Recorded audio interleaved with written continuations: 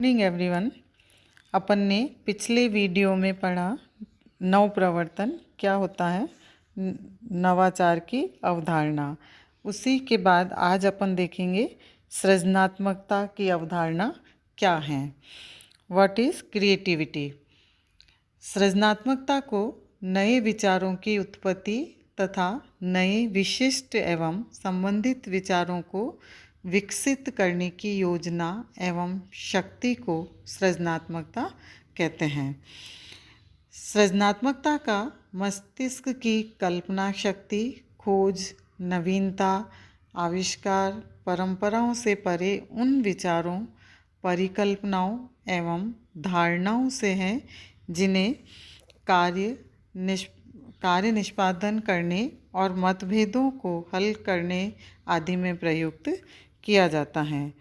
यानी किसी भी व्यक्ति के द्वारा जब वो कोई नवीन खोज करता है, कोई अपनी कल्पना करता है, तो उस कल्पना को साकार रूप देने के लिए वो कुछ न कुछ इस प्रकार के आविष्कार करने का प्रयास करता है। तो उसकी इस प्रकार की धारणा, इस प्रकार की सोच को ही हम क्रिएटिविटी के नाम से जानते हैं। सृजनात्मकता की, क्रिएटिविटी की कुछ प्रबंध शास्त्रियों ने इसको डिफाइन भी किया है। जैसे एरिक फ्रॉम के शब्दों में सृजनात्मकता अवलोकन करने अर्थात सचेत होने और प्रतिक्रिया करने की योग्यता है। Creativity is the ability to see और be aware and to respond. यानी किसी भी व्यक्ति के द्वारा एक इस प्रकार का अवलोकन करना कि जो कार्य हो रहा है और उस कार्य में और क्या सुधार हो सकता है और क्या इम्प्रूवमेंट हो सकता है, तो उसके प्रति जब वो अवेयर होता है और उसको एक प्रतिक्रिया के रूप में अपनी उस योग्यता को यूज़ करता है, उपयोग करता है, तो उसी को सृजनात्मकता के नाम से जानते हैं। इसी प्रकार से डीजे कैंपबेल ने भी इसको डिफाइन किया है। किसी नई वस्तु को अस्तित्व में लाना सृजनात्मकता है, जबकि नवाचार कुछ नया करने की प्रक्रिया है। Creativity is the ability to bring something new into existence, while innovation is the process of doing new thing.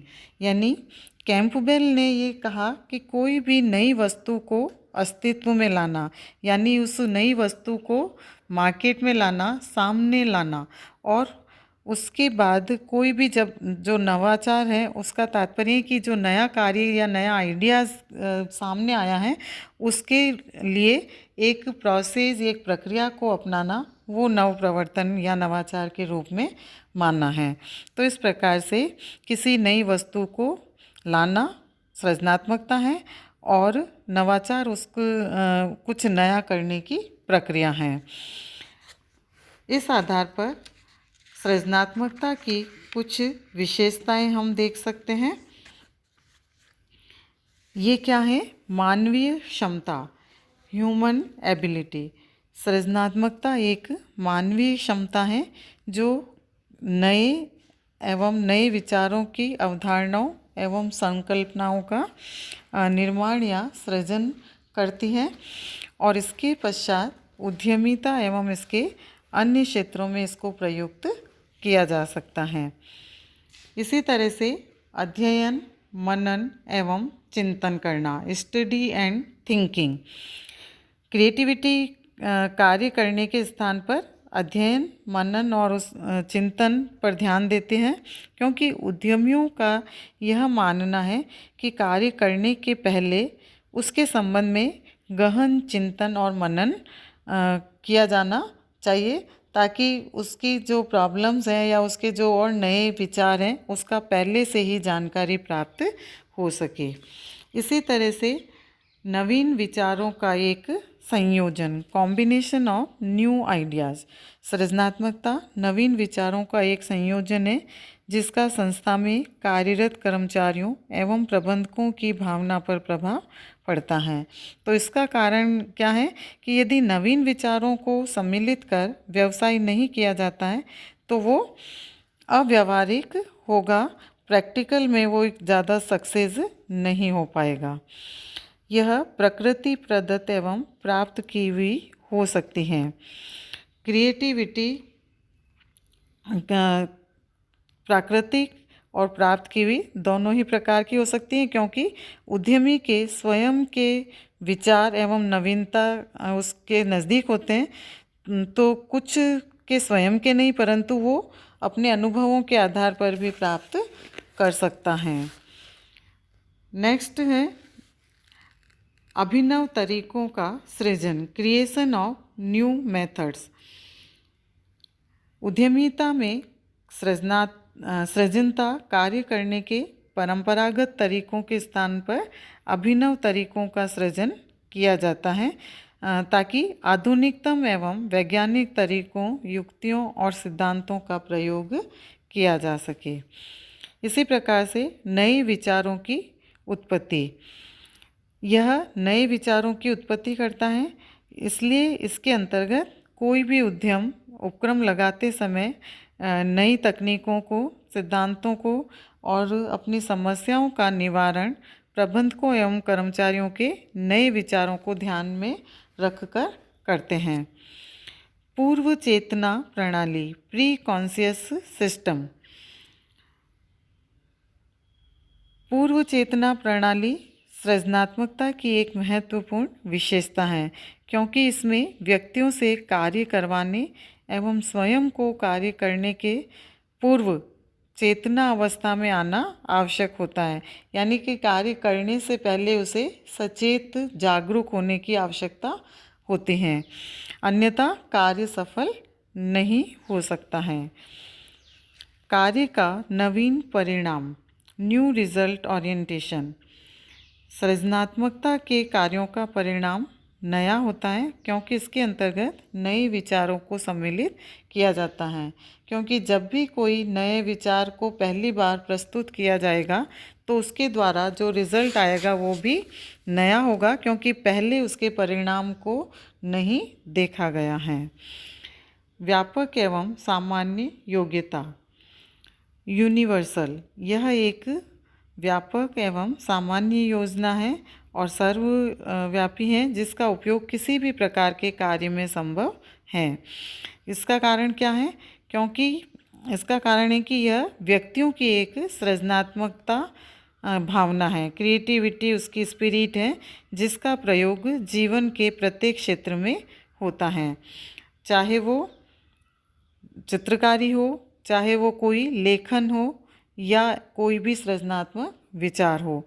तो इस संबंध में जैसे एक विद्वान ने लिखा है, सृजनात्मकता सामान्य चीज़ को विचित्र बनाने की क्रिया है। कई व्यक्तियों में ये एबिलिटी होती है कि एक जो सामान्य से दिखने वाली चीज़ है तो वो उसके अंदर इतने उस चीज़ को कलरफुल बना देता है, उसमें इस प्रकार के परिवर्तन कर देता है और वो वस्तु अत्यंत ही आकर्षक हो जाती हैं। तो इस तरह के जो नवीन आइडियाज़ लेकर और वस्तुओं में या अपने कार्यों में जो परिवर्तन किया जाता है, उसी को क्रिएटिविटी के नाम से जाना जाता है। इसी प्रकार से संबद्धता, एनवायरनमेंट एफिलिएशन। सृजनात्मकता क्या है?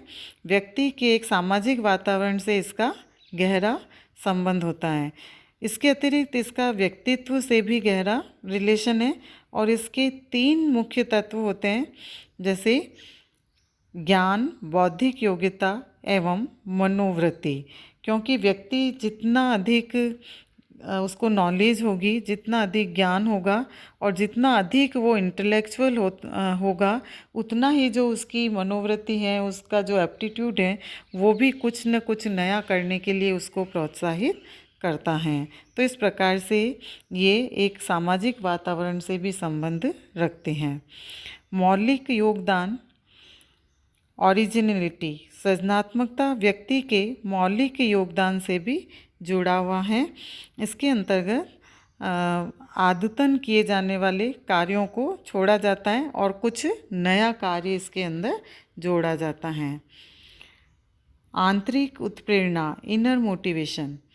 सृजनात्मकता का विकास योगदान करने की एक आंतरिक प्रेरणा से होता है, न कि किन्हीं तकनीकों या प्रदर्शनकारी शक्तियों से, क्योंकि इसमें व्यक्ति के अंदर से ही एक इस प्रकार से उसकी भावना प्रेरित करती हैं कि वो कुछ नया करने के लिए आगे आता है, नया करने के लिए वो प्रोत्साहित होता है। तो इसलिए ये व्यक्तियों के अंतर्गत जो सृजनात्मकता है वो उसके अंदर से ही उत्पन्न होती हैं। मस्तिष्क की एक अभिवृत्ति, ब्रेन एक्टिविटी, सृजनात्मकता को मस्तिष्क की एक अभिवृत्ति के रूप में जाना जाता है। न कि ये कोई अवधारणा या तकनीक है, क्योंकि ये व्यक्ति की अपनी स्वयं की उसकी एक्टिविटी होती है, उसकी स्वयं का एक एटीट्यूड होता है कि वो किस प्रकार से कोई नया आइडियाज़ जनरेट करते हुए और उसका उपयोग करता है। फिर ये जन्मजात गुण के रूप में भी मानी जाती हैं, जेनेटिक। सृजनात्मकता एक जन्मजात गुण है, किंतु उसको उद्यमिता से संबंधित कई शिक्षण संस्थाओं से प्रशिक्षण प्राप्त करके भी विकसित किया जा सकता है। और इसलिए जो ये अवधारणा है कि ये गुण एक जन्मजात गुण है, आज के समय में इस अवधारणा की आलोचना भी की गई है, क्योंकि व्यक्ति बाद में भी कुछ गुणों को ग्रहण कर सकता है, कुछ बातों को सीख सकता है और इस प्रकार से प्रशिक्षण लेकर भी अपने इस प्रकार की गुणों के अंतर्गत वृद्धि कर पाता है।